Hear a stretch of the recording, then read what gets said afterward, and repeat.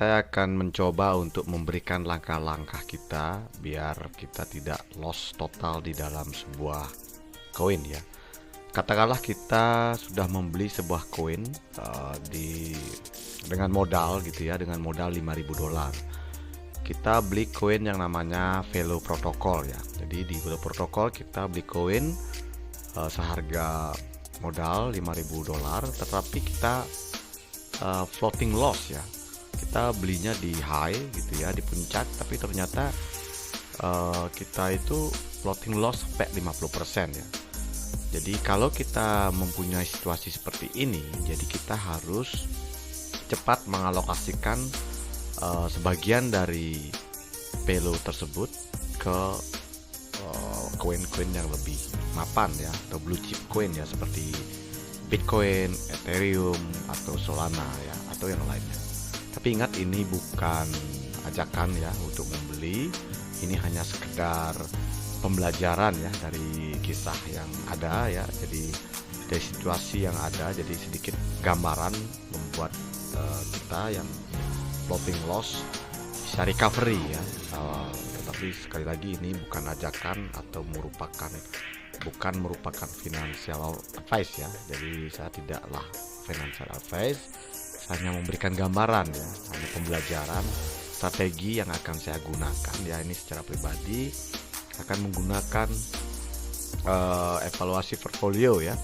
Jadi kita harus tahu kalau memang kita loss 50% atau floating loss, kita harus berani mengambil langkah untuk menjualnya itu setengah dari yang masih tersisa ya. Anggaplah $2.500 kita masih tersisa, kita jual 50% yaitu 1.250, dan kita belikan hasil dari penjualan tersebut ke $600 Bitcoin, $400 ke Ethereum, dan $250 ke Solana ya. Nah, bila mana kita masih mempunyai uang bulanan yang bisa kita sisihkan, alangkah baiknya kita dollar cost averaging ya. Jadi dollar cost averaging di sini bukan berarti kita membelinya setiap bulan ya, bukan begitu. Kita beli memang di setiap bulan atau setiap minggu, tetapi dengan strategi di mana koin tersebut dalam all time low ya, atau di dalam posisi lower low ya, lower low. Kita cari di dalam satu bulan tersebut di mana sih posisi lower low ya. Memang kita tidak bisa memastikan akan lower low-nya itu signifikan low ya. Anggaplah harganya di harga 120.000 USD menjadi 115, itu udah tergolong low ya, ketimbang kita beli di 120.000 ya.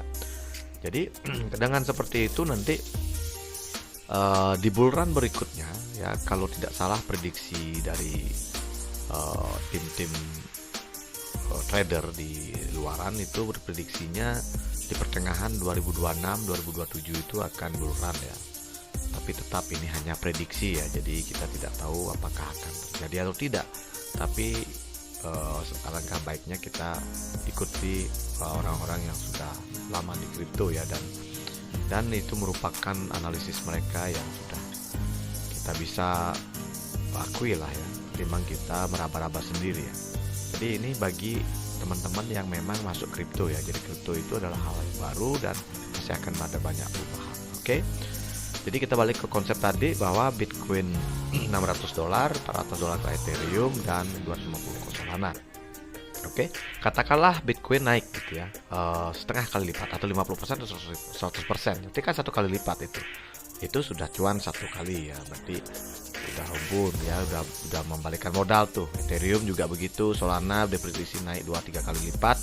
Nah, di Velo yang masih 1.250 tadi, itu kan target kita punya conviction minimal 3 kali atau 5 kali lipat kan. Nah, di situ kita bisa mencari pembalikan modal yang floating loss tadi ya. Jadi ini cara yang terbaik ya menurut saya ya. Ya minimal kita tidak menaruh portfolio kita di dalam satu basket ya, karena kita tidak tahu kalau Velo itu akan naik seperti apa yang kita prediksi atau tidak. Tapi yang jelas kita punya saving strategi di BTC, ETH, dan Solana. Oke. Jadi jangan lupa juga exit strategi ya, nanti kalau memang sudah mencapai tangga puncak ya, jadi kita tidak bisa prediksi akan di puncak, tetapi kalau sudah naik ya 20%, 30% dari portfolio yang kita taruh, itu alangkah baiknya kita juga cost dollar averaging up, cost dollar averaging down ya, artinya kita menjual secara bertahap ya. Karena salah saya dulu di pertama masuk kripto, saya beli Bitcoin itu di harga 110 ya, 110.000, naik ke 112, saya udah jual semua all in. Tahu-taunya naik ke 123.000 USD. Jadi itu sangat tidak dianjurkan ya. Oke, jadi itu bagi kalian yang floating loss ya, mau nggak mau kalian harus sedikit tidaknya berpikir untuk bisa jual sebagian dari token yang sudah floating loss tersebut dan alihkan ke token yang blue chip ya, seperti Bitcoin, Ethereum, atau Solana, atau mungkin yang lain yang mungkin dari kalian sudah research ya, mungkin ada yang lebih blue chip yang Anda punya conviction di bidangnya, silakan. Oke. Baik, itu video kali ini, semoga membantu ya, dan kita akan ke depan tidak lagi ada floating loss yang sampai 50%. Terima kasih dan sampai jumpa di video berikutnya.